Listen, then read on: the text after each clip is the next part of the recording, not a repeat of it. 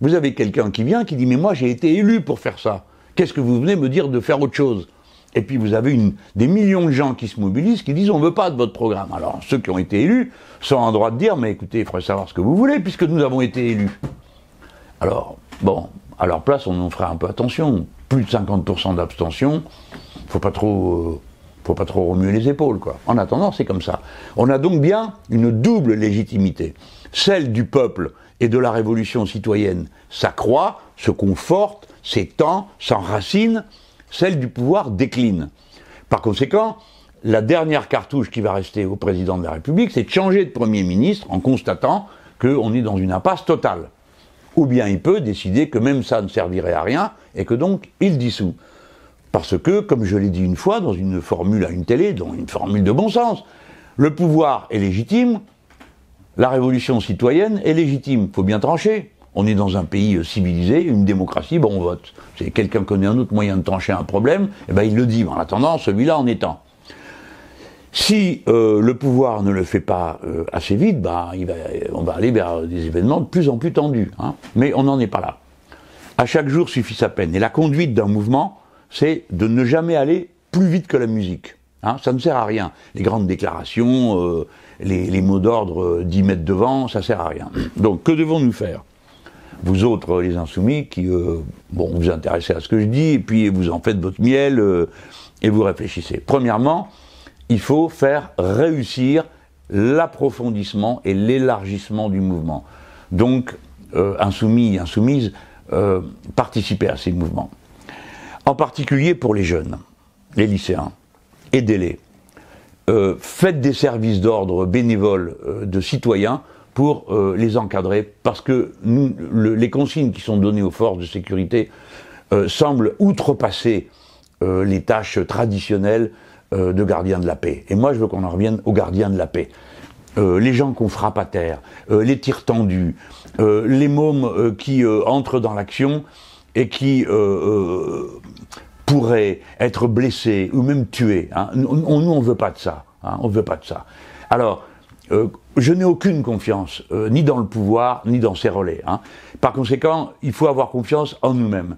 C'est pourquoi je vous invite à former autour des jeunes des services d'ordre de casque blanc. Vous achetez un casque blanc, vous en trouvez un, ou vous mettez ce que vous voulez, une écharpe blanche, vous la mettez sur le brassard, et vous encadrez les manifs de jeunes. Vous leur donnez pas d'ordre, hein. Vous les encadrez, je veux dire que vous les protégez. Vous autres, les adultes, vous devez protéger les jeunes. Et tout en respectant l'autonomie de leur mouvement et leur manière d'agir. Hein. Ne vous mêlez pas d'aller leur dire ce qu'ils doivent faire, parce que sinon ils vont très mal vous recevoir.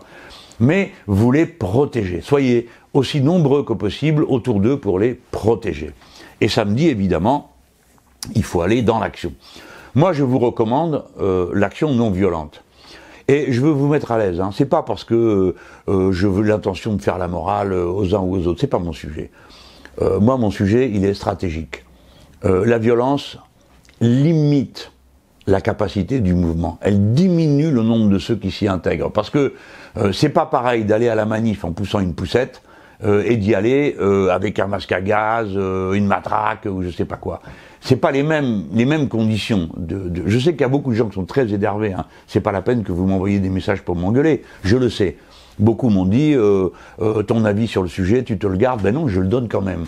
Je pense que c'est une erreur de procéder par la violence parce que ça diminue et surtout ça donne l'occasion. Vous avez vu quand même là depuis une semaine, ils n'arrêtent pas. Hein. Ils n'arrêtent pas de monter les mêmes images pour essayer de faire peur. Alors la bêtise qu'ils font, c'est que loin de faire peur, ça fait pas bouger l'opinion des gens qui sont toujours favorables aux gilets jaunes. Puis deux, ça donne des idées à des tas qui disent bah d'accord. Plus on en fait, plus ça se voit, et plus ça se voit, et plus on est fort. Donc, je pense qu'ils jouent avec ça, le pouvoir. Faut pas me raconter d'histoire. J'en profite pour vous expliquer un point qui a son importance. À l'Assemblée nationale, pour un oui, pour un non, nos forces de l'ordre, les pompiers, les gardes mobiles, soit le ministre, soit le député La République En Marche, et aussitôt, tous les robots se lèvent et applaudissent en cadence, etc. Vous remarquez qu'ils disent jamais une pensée émue pour cette pauvre dame qui est morte à Marseille, pour ce jeune qui s'est fait arracher une main dans l'Ouest, ni pour ce malheureux étudiant qui est dans le coma à Toulouse, ni pour aucun des jeunes gens ou des personnes qui ont subi dans ce choc des violences insupportables. Applaudir comme ils le font, comme des robots, les forces de l'ordre, c'est créer une mentalité de guerre civile. C'est comme si, en quelque sorte, on disait « Ah, c'est bien, vous avez bien fait de taper !» Et puis on dirait aux autres bah, « C'est bien que vous soyez à terre !» Non, ça peut pas être ça, le message. Le message du pouvoir, c'est qu'il met la police, les gardes mobiles, les pompiers, c'est lui qui les met en danger, en donnant des consignes absurdes. La semaine dernière, le seul endroit où on pouvait aller librement, c'était l'Étoile. Ils ont donc, d'un propos délibéré, laissé les choses se faire, puis ensuite ils ont nassé ceux qui se trouvaient à l'Étoile en les bombardant de gaz et de flotte, et ça a donné le résultat que vous avez vu.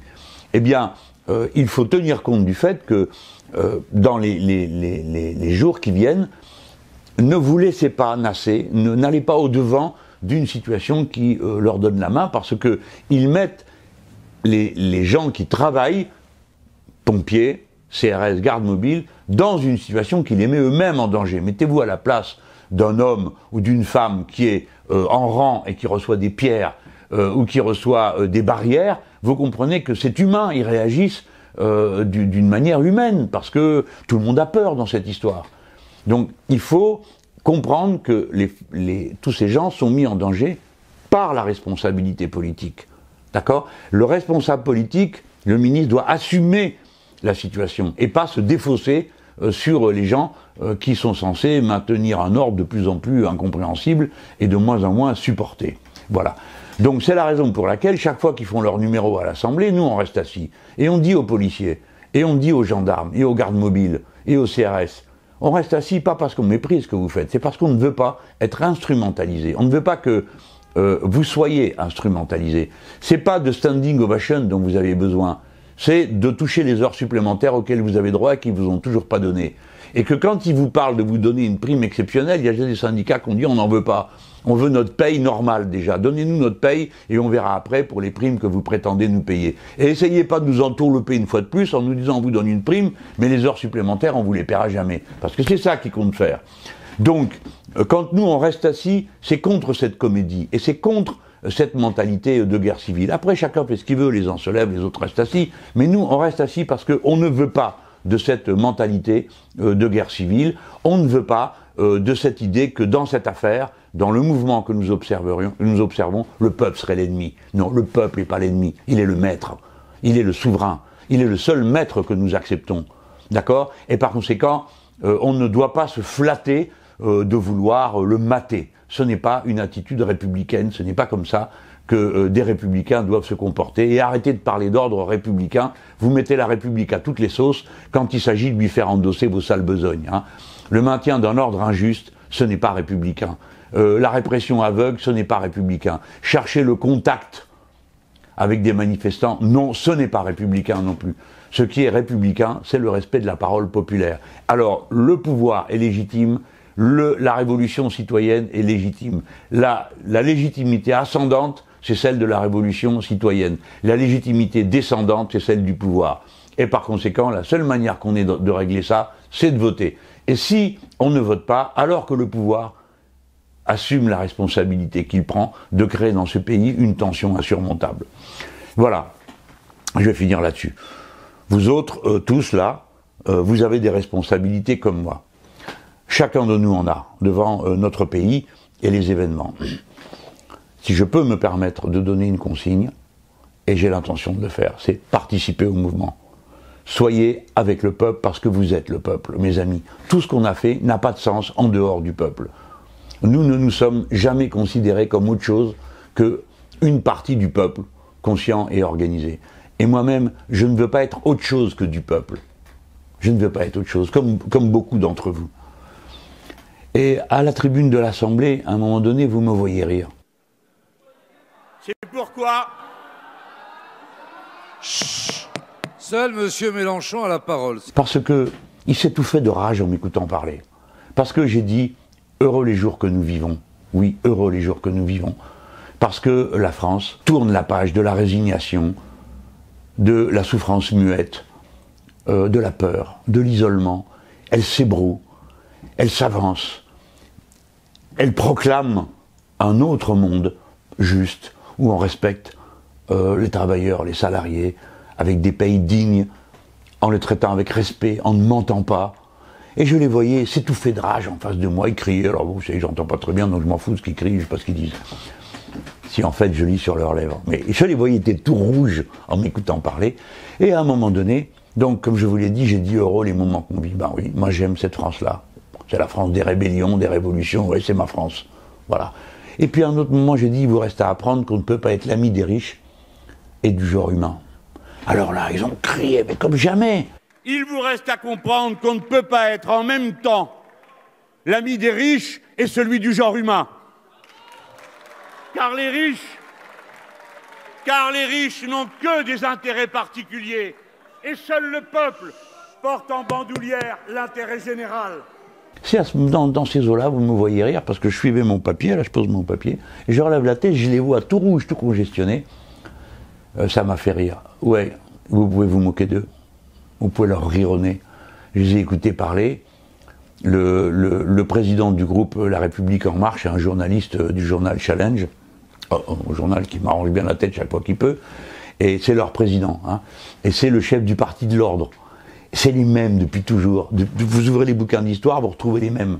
Celui-là, il s'appelle Legendre, et il a fait un discours pour l'ordre, le maintien de l'ordre. Il s'adresse aux gilets jaunes, il leur dit en conscience, vous ne pouvez pas saboter votre propre pays. Enfin, mais t'es qui, toi, bonhomme, pour donner comme ça des ordres aux gens. Et vous savez ce qu'il a osé dire? Et les gens, vous savez ce qu'il a osé dire? Vous n'avez pas suivi.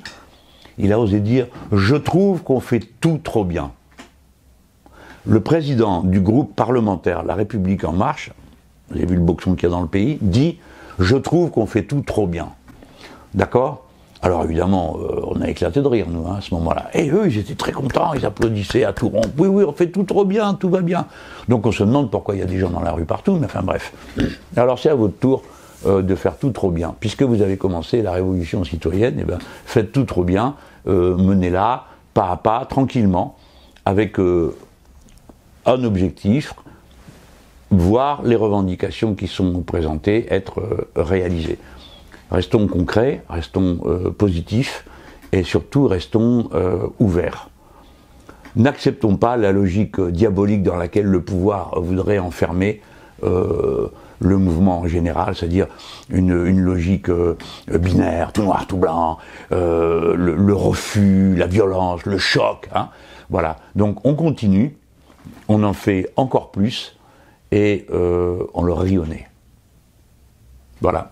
Allez, à bientôt. Pouce bleu si ça vous plaît, abonnez-vous, c'est gratuit si ça vous intéresse, et parlez-en à quelques autres parce que j'ai l'impression que bientôt il ne me restera plus que ce moyen pour m'exprimer. Voilà, vous me retrouvez sur ma chaîne YouTube et les gens, attention, aussi sur Canal Phi, qui est la chaîne de la France Insoumise, qui émet du matin au soir et qui contient, du matin au soir, et le soir après il continue, et qui contient toutes les vidéos des différents porte-paroles de la France Insoumise. Il y a donc ma revue de la semaine passe aussi sur Canal Phi. Allez, à très bientôt, peut-être même avant une semaine. En tout cas, la semaine prochaine, je pense qu'on vivra dans une autre France.